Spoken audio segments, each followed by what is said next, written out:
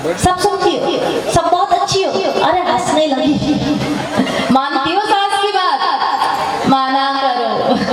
आपसे बड़े अगर आपको कुछ कह रहे हैं तो आपका कहीं ना कहीं हित होगा, तभी कहा गया है। ध्यान देना, पवन रेखा जी की सास ने भी कहा होगा मायके मत जाओ, पर शायद फिरकों की तो थी नहीं कि सास की मान ले। पवन रेखा जी थी, नहीं मानी, मायके चले गए। मायके में मैंने सुना है किसी गर्भवती नारी को ज्यादा तीखा और ज्यादा गर्म चीज का सेवन नहीं करना चाहिए। पवन रेखा नहीं मानी, बढ़िया माल टाल बनाकर खाई, मैया ने भी बढ़िया बढ़िया व्यंजन पकाई। बगीचे में घूमते घूमते पवन रेखा न जाने कब वन में पहुंच गई, और वही उसी वन में एक दुमिल नाम का दैत्य रहता था। वह दुमिल नाम के दैत्य की दृष्टि पवन रेखा के गर्भ पे पड़ी। ध्यान देना, गर्भवती नारी को अपना उदर हमेशा वस्त्र से ढककर रखना चाहिए, ये नियम कहता, बड़े बुजुर्ग बताते। पर पवन रेखा ने तो सास की नहीं मानी तो किसी और की कहां से मानती? नहीं मानी। उधर पर दुमिल नाम के दैत्य की दृष्टि पड़ी, पुत्र कैसा हुआ? कंस जैसा।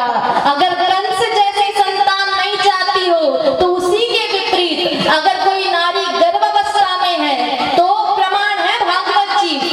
गर्भावस्था में कयाधु ने श्रीमन नारायण की कथा श्रवण करी नारद जी के मुख से, और पुत्र कैसा हुआ कि खम्बे से साक्षात नरसिंह भगवान को प्रकट कर दिया और नरसिंह के दर्शन कर दिए। अगर कोई स्त्री गर्भावस्था में है तो कोशिश करो माताओं, अपनी सास की सुन लिया करो कभी कभी। ये नियम ये पवन रेखा जी की कथा के अनुसार ही शायद बना होगा। गर्भावस्था में जितना हो सके हरि कथा सुनो, भजन करो, कीर्तन करो, प्रभु का स्मरण करो, क्योंकि गर्भावस्था में अगर आप प्रभु का स्मरण कर रही है, निश्चित ही मेरी गारंटी है कि आने वाले समय में जो आपकी संतान होगी वो ध्रुव और प्रहलाद जैसी संतान होगी। आने वाले 20 साल बाद, 25 साल बाद शायद खेतों में वही संतान यज्ञ नारायण का आयोजन कराए, श्री शिव महापुराण की कथा का आयोजन कराने वाली होगी। ध्यान दीजिएगा, दोनों राजा वन में गए, पत्नी को लेकर गर्भावस्था में थे। अब पहले के समय में ब्याह जब स्त्री गर्भवती होती थी उसी समय तय कर दिया जाता था। द्रविड़ देश का राजा, काशी नरेश का राजा, दोनों ने ब्याह तय कर दिया। तेरा बेटा हुआ या मेरी बेटी हुई, या मेरी बेटी हुआ तेरा बेटा हुआ, तो हम दोनों समधी समधी बन जाएंगे। समय बीता, काशी नरेश के यहाँ तो हुई बेटी, बड़ा खुश हुआ काशी नरेश, वाह मेरे घर लक्ष्मी आई है, मेरे घर साक्षात माँ लक्ष्मी का प्रागट्य हुआ, संतान स्वरूप पुत्री स्वरूप माँ लक्ष्मी आई। वही द्रविड़ देश के राजा की रानी का भी जब प्रसव का समय आया, उन्हें भी बेटी हुई। याद है ना, काशी नरेश की पत्नी तो खुश हुई थी, पर द्रविड़ देश की पत्नी, द्रविड़ देश के राजा की पत्नी खुश नहीं हुई। बोले क्यों? बोले मेरी बेटी हुई है ना, राजा को पता चलेगा बेटी हुई है, न जाने इसे कौन सा मृत्यु दंड देगा। पहले के समय में बेटी होती थी तो खुश नहीं होते थे। मैंने कई क्षेत्रों में सुना, नाम नहीं लूंगी, मैं किसी क्षेत्र का अपमान करना नहीं चाहती। अगर बेटी हो जाए ना तो क्या करते थे, 4 घर से ना दूध मांग के लाते थे, वो दूध को चूल्हे पे रखा जाता था, उफनाया जाता था, गर्म किया जाता था, और नवजात उस कन्या को उस गरम गरम दूध में डालकर उसकी मृत्यु कर दी जाती थी। क्यों? बेटी है ना, कदाचित ये बड़ी होगी, इसका ब्याह होगा, मेरे घर से कुछ ले जाएगी। ध्यान देना माताओं, बेटी अगर बड़ी हो गई है, बेटी का ब्याह हो रहा, बेटी की विदा हो रही है, बेटी आपके घर से कुछ लेकर नहीं जाती। कोई ये कहे हमें तो फ्रिज दिया, कूलर दिया, गाड़ी दी, 4 व्हीलर दी, अरे उसके बदले जब बेटी की विदा होती है ना, वो बेटी लक्ष्मी स्वरूपा, वह बेटी गोविंद से प्रार्थना करती है कि मेरा भाई, मेरी भाभी, मेरे माता पिता, मेरी छोटी बहन, मेरे परिवार के सभी सदस्य हमेशा खुश रहे, प्रसन्न रहे, हमेशा मेरा घर धन धान्य से भरपूर रहे। वो बेटी कुछ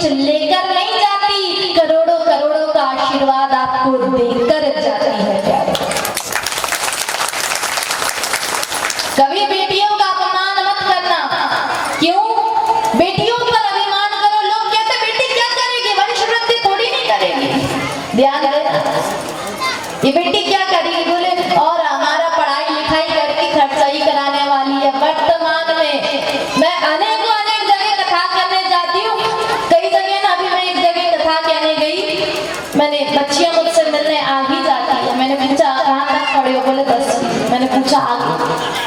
बोले स्कूल नहीं है, पिताजी शहर भेजते नहीं है। ध्यान दो, बेटियों की पढ़ाई में कभी कोई कमी मत करो। क्यों? पता नहीं कौन सी कल्पना चावला आपके घर में पैदा हो जाए। वर्तमान में जो ये कहते हैं ना बेटी है कुछ नहीं कर सकती, तो प्रमाण देखो।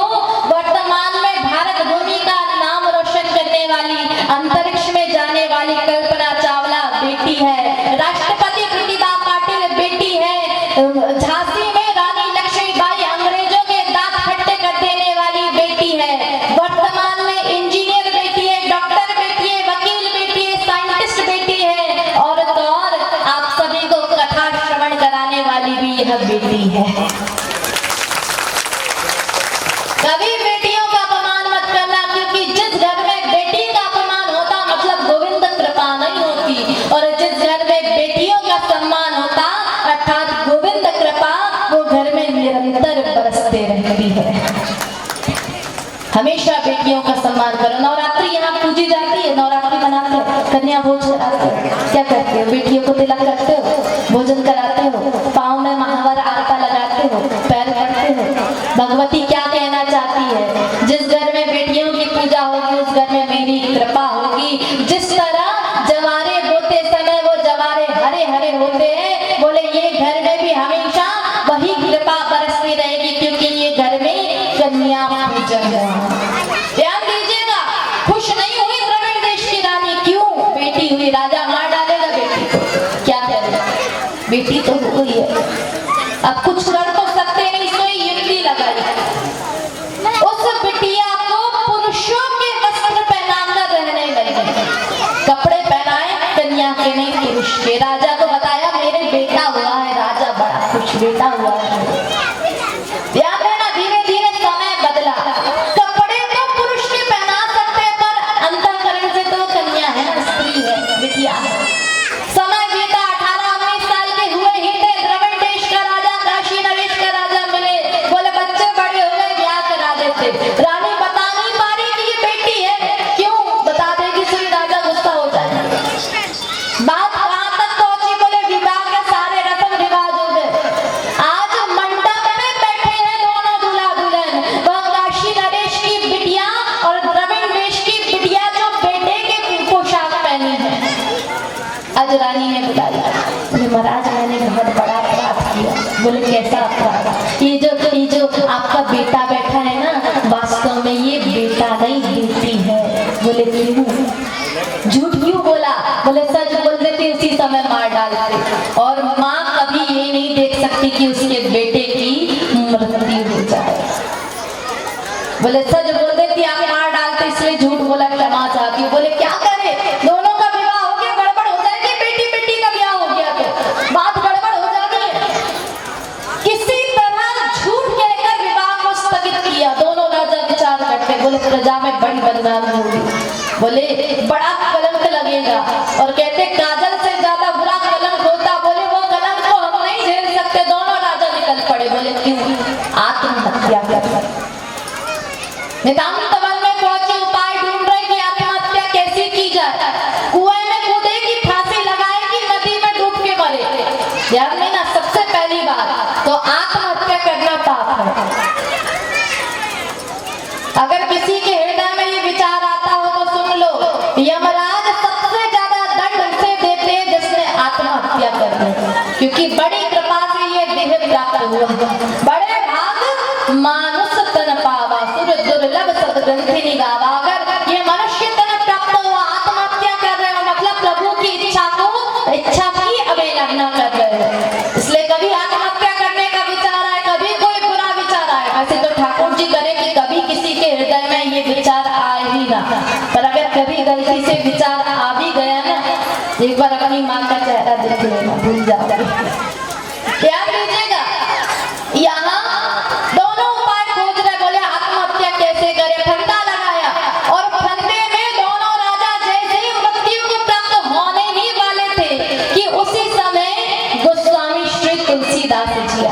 बोले क्या करते हो, अपराध है, पाप है, दोष है। पूरी घटना बताई। बोले महाराज बदनामी हो जाएगी कि पूरी प्रजा में जब पता लग जाएगा। वो स्वामी जी ने कहा चिंता नहीं, बेटी को बुलाओ द्रविड़ देश की। जैसे ही वो राजकन्या को बुलाया गया, आज गोस्वामी जी ने सामने रखा मानस, वट वृक्ष के नीचे बैठे सामने मानस है। और 9 दिन 9 रात पर्यंत रामचरित मानस का पाठ किया। आज रामचरित मानस का 9वां दिन, हाथ में जल लिया, श्री राम का नाम लिया और जैसे ही वह कन्या पर चीटा, मेरे राम की कृपा से वो कन्या में पुरुष तत्व की उत्पत्ति हो गई। ध्यान देना प्यारा, ये राम की कृपा कैसी, राम की कथा कैसी। अगर आपने सच्चे हृदय से सुना है ना, निश्चित ही अगर संकल्प है धन मिल जाए मिलेगा, यश मिल जाए मिलेगा, वैभव मिल जाए मिलेगा, सब कुछ मिल जाए, जो हृदय में चेष्टा है मिलेगा, तय है। बस वह प्रेम हो, श्री राम के प्रति स्मरण हो, भक्ति हो, भावना हो। क्योंकि जो प्रेम से प्रभु की आराधना करता है ना, अच्छा आप लोग प्रभु से प्रेम करते हो, बाबा से, भोलेनाथ से, श्री कृष्ण से, श्री राम से, भगवती से, जो भी आपके आराध्य हो, प्रेम करते हो प्रभु से? कितना?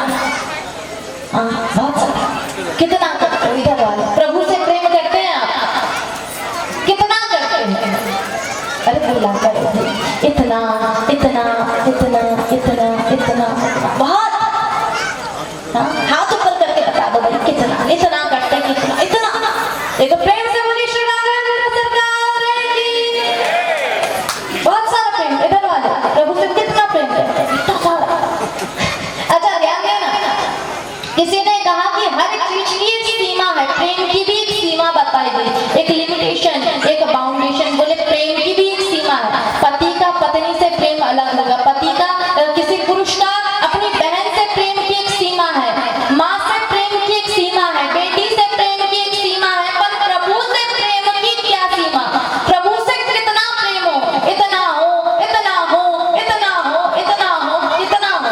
तो किसी कवि ने इस बात को कहा कि प्रभु से, बाबा से प्रेम करो तो कितना करो? बोले ना इतना, ना इतना, ना इतना, ना इतना, ना इतना। कोई कवि कहता अपने भाव में कि तेरे इश्क में क्या कहा, हे गोविंद, हे राघवेंद्र, हे बाबा बोले, तेरे इश्क में मैंने खुद को इतना बुला दिया। क्या कहा कि हे गोविंद, तेरे इश्क में मैंने खुद को इतना भुला दिया कि किसी ने मुझसे मेरा नाम पूछा और मैंने जय श्री राधे बता दिया। शायद इधर वालों की समझ आई, इधर वालों की पल्ले नहीं पड़ी, जब भी ताली नहीं बजा।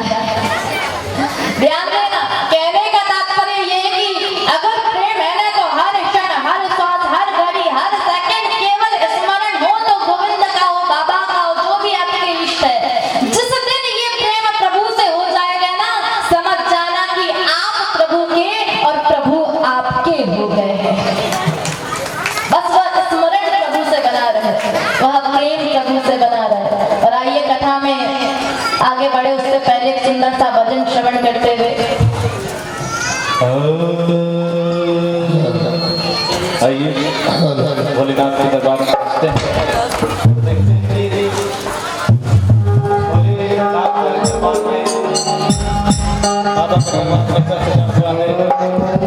बाबा के दरबार में क्या क्या रहते हैं, आइए इस भजन के माध्यम से श्री राधा होकर बताइए।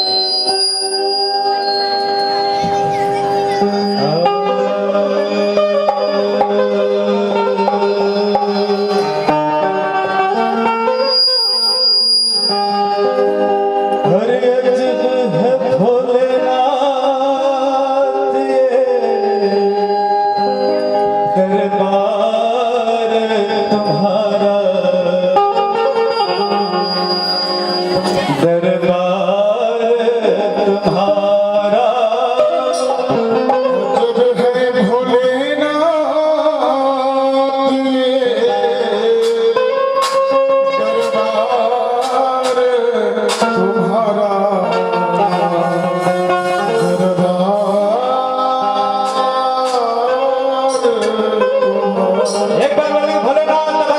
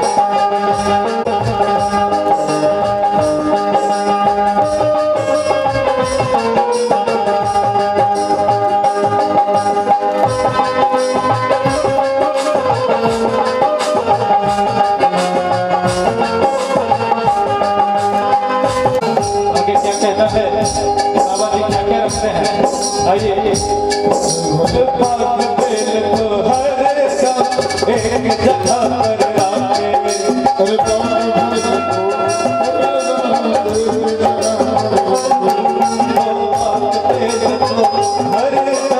एक जगह पर आके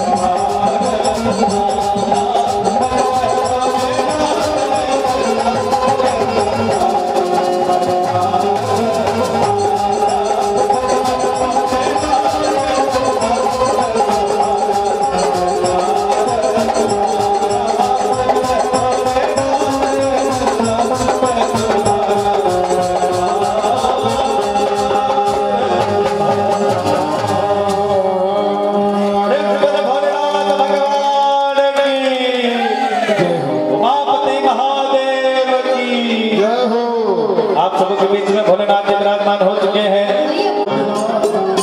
शिव